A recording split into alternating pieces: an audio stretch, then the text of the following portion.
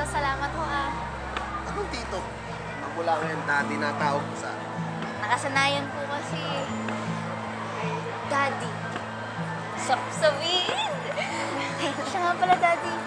Okay lang po ba talaga sa inyo pwede kong bilhin lahat ng gusto ko kahit magkano? Oo naman, basta gusto mo, bibilin ko. Isipin mo na lang, yung lahat ng birthday mo na wala ako. Bawiin mo ngayon. Salamat po, Daddy ah. Ngayon na po ako makakabili ng mga gantong damit yung di ukay-ukay. Ganun pala yung pakiramdam ng buhay prinsesa.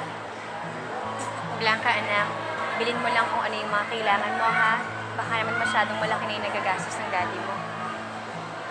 Ito naman, ano siya? Sing-sing, yung tas, bracelet. Hindi na, Luis. Hindi ko naman kailangan yung mga ganyan. Halika, anak.